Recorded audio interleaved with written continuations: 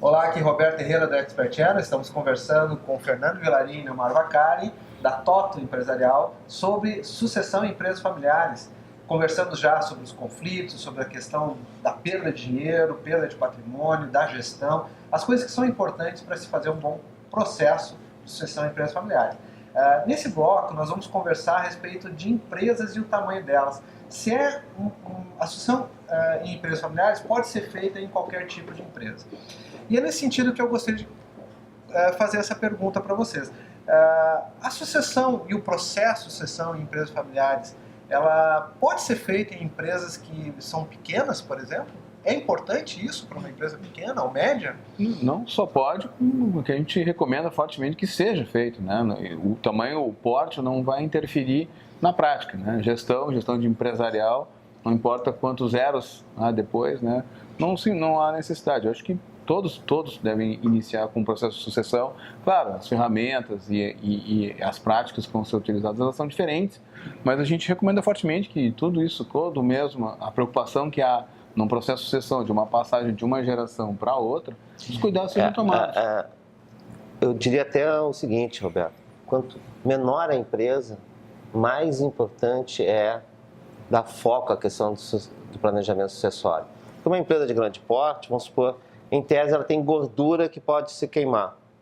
Uma empresa pequena, uma microempresa, ela não tem o direito de rasgar dinheiro.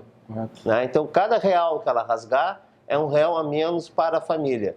Então, ela tem que se preocupar com isso também. Mas, como falou o Vaccari, vão se usar outras ferramentas, né, dentro de uma filosofia maior, que é garantir a perenidade da empresa. A gente tem que lembrar sempre o seguinte, a empresa, no fundo, é o fundo de sustentação da família, é o fundo de renda dessa família. É daí que sai o sustento dela. Então, eu tenho que preservar a empresa, independente do tamanho. E hoje a questão de o quanto as empresas pequenas e médias veem a sucessão empresarial como uma coisa importante a ser feita. Qual é a percepção de vocês? Essa é uma questão extremamente delicada, né? E isso independe do tamanho da empresa, né? Nenhum patriarca de família, né, ou nenhum chefe de empresa admite que tem problemas na sua sucessão, porque dá aquela demonstração, se eu não consigo administrar e ter o controle da minha família, como é que eu vou ter o controle da minha empresa? São coisas totalmente diferentes, mas, via de regra, o patriarca tem dificuldade em reconhecer isso. Então, ele usa caminhos não tão retilíneos para chegar neste ponto e buscar o auxílio necessário para a questão da sucessão. Então, ele é um trabalho ainda feito hoje como se fosse uma grande terapia empresarial, né, com o devido sigilo. Queria ainda dar para acrescentar que, mesmo no universo das empresas pequenas e médias, diferentemente do que se observava há uns 15 anos atrás, não ir muito longe, a velocidade da decisão e a velocidade do preço que tu paga por uma decisão, uma tomada, ela é muito rápida. Então, as empresas que vivem numa competição muito mais rápida, né, dentro daquilo que o Fernando comentou, não dá tempo para esperar, para ficar planejando ou errando, mesmo que seja uma questão estratégica desse porte. E só para concluir, porque hoje está muito em voga a questão da governança corporativa, né? Planejamento sucessório não é a governança corporativa. A governança é uma das ferramentas que se usa para o processo sucessório.